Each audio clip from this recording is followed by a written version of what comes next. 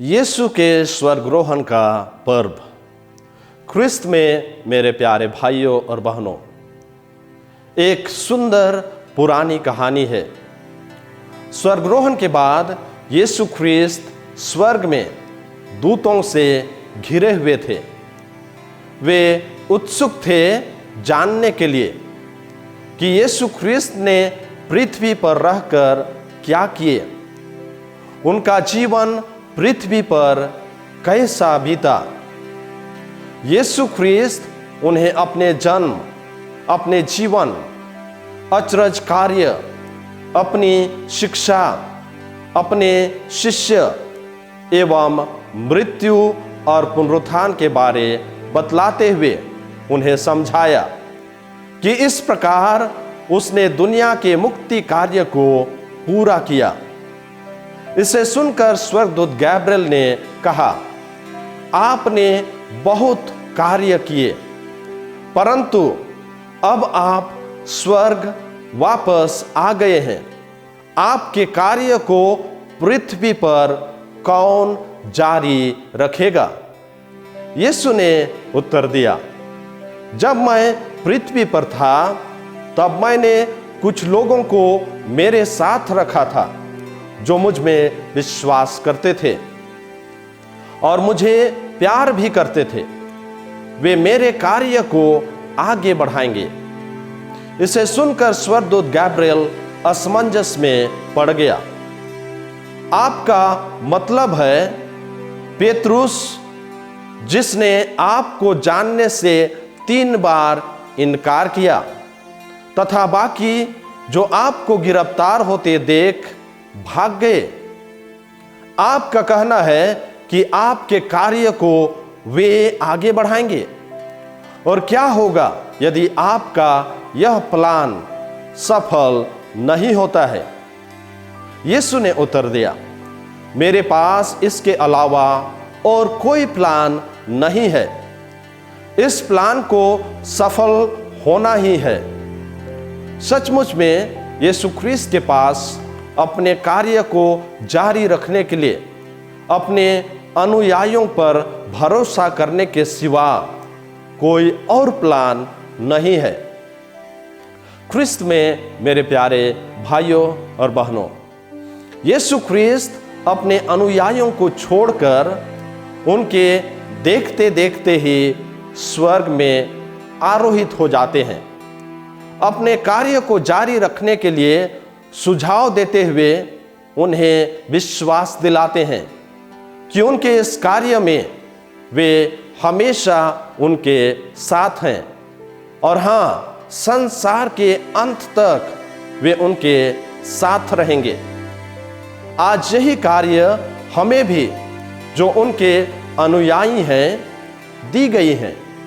हो सकता है हम कमजोर हैं, पापी हैं, उनसे दूर चले गए हैं, विश्वासघाती हैं, या तो फिर स्वार्थी हो गए हैं, क्योंकि इसके सिवा यीशु ख्रिस्त के पास कोई और दूसरा प्लान नहीं है और वे हमेशा हमारे साथ हैं और हमें पवित्र आत्मा की शक्ति से विभूषित कर बल एवं साहस प्रदान करते रहते हैं, जिससे कि हम मुक्ति के उस कार्य में सहभागी हो सकें, उनके साक्षी बने रहें।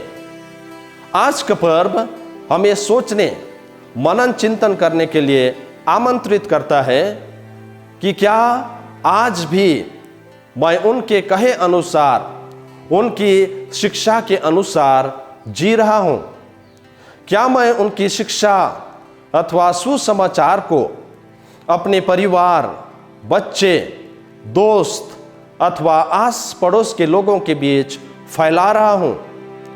हमें उनकी साक्षी बनने की आवश्यकता है। हाँ, दुनिया के अंत तक, जब तक हम जीवित हैं, हमें उनके साक्षी बनने की आवश्यकता है। आज हम भी शिष्यों के साथ खड़े होकर आसमान की ओर विस्मित होकर ताक रहे हैं कि अब क्या होगा। और यीशु ख्रीस्त हमसे कहते हैं, तुम मेरे साक्षी बनने के लिए भेजे गए हो, और हमें बल तथा साहस प्रदान करने के लिए ख्रीस्त हमेशा हमारे साथ उपस्थित हैं।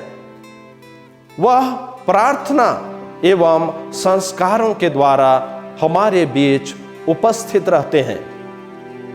आज के स्वर्गरोहण का पर्व हमें इसकी ऐतिहासिकता से बढ़कर हमारे लिए यीशु ख्रीस्त के स्वर्गरोहण संदेश पर जोर देता है। और यह संदेश है, यीशु ख्रीस्त हमें उनकी शिक्षा का प्रचार करने एवं साक्षी बनने के जिम्मेदारी देते हैं तथा हमें विश्वास दिलाते हैं कि वे संसार के अंत तक हमारे साथ रहेंगे। वे कहते हैं, सुसमाचार का प्रचार करो एवं मेरे साक्षी बने रहो। पवित्र आत्मा तुम पर उतरेगा और तुम्हें सामर्थ्य प्रदान करेगा, और तुम लोग यरूशलेम, सारी यहूदिया और समारिया में तथा पृथ्वी के अंतिम छोर तक मेरे साक्षी होगे। इसलिए तुम लोग जाकर सब राष्ट्रों को शिष्य बनाओ, उन्हें पिता, पुत्र और पवित्र आत्मा के नाम पर बपतिस्मा दो। संसार के कोने कोने में जाकर सारी सृष्टि को सुसमाचार सुनाओ। यीशु ख्रीस्त आज्ञा देते हैं, दुनिया के कोने कोने में जाकर सारी सृष्टि को सुसमाचार का प्रचार करो। यह कार्य सिर्फ कुछ ही लोगों अर्थात पुरोहितों एवं धर्म समाजों को नहीं दिया गया है, परंतु हर एक ख्रिस्तीय को बराबर दिया गया है। इसके लिए निश्चय ही हम सभी दुनिया के कोने कोने में नहीं जा सकते हैं, और वो जरूरी भी नहीं है, परंतु हमसे यही उम्मीद की जाती है कि हम जहां कहीं भी हों, जिससे भी मिलते हों, वहीं और उनके बीच ही अपने मधुर वचनों एवं अच्छे कार्यों द्वारा सुसमाचार का प्रचार कर सकते हैं।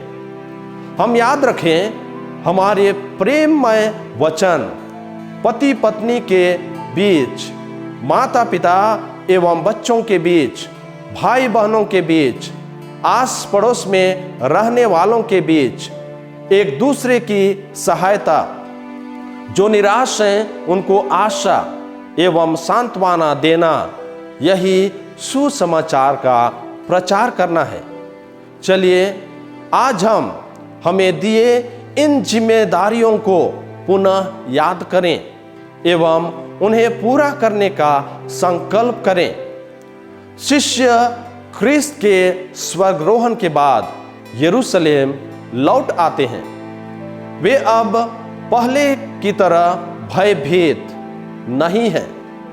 ख्रीस्त की आज्ञा या उनके कार्य को आगे बढ़ाने के लिए वे किसी भी प्रकार का दुख, संकट या सतावट सहने के लिए तैयार हैं, क्योंकि अब उनका विश्वास और भी बढ़ गया है।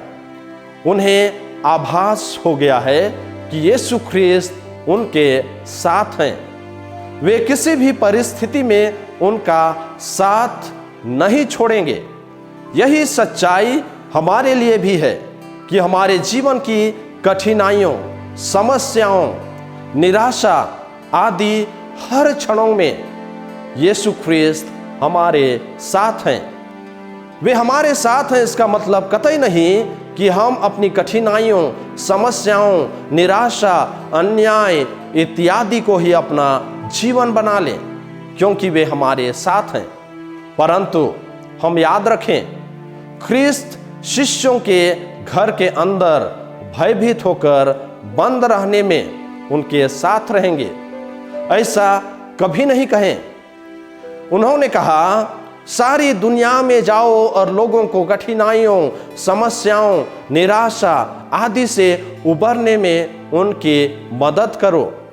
और ऐसा करना आसान नहीं होगा, परंतु तुम्हें यही करना है, क्योंकि दूसरा कोई प्लान नहीं है। और डरो मत, क्योंकि तुम्हारे ऐसा करने में मैं हमेशा तुम्हारे साथ हूं।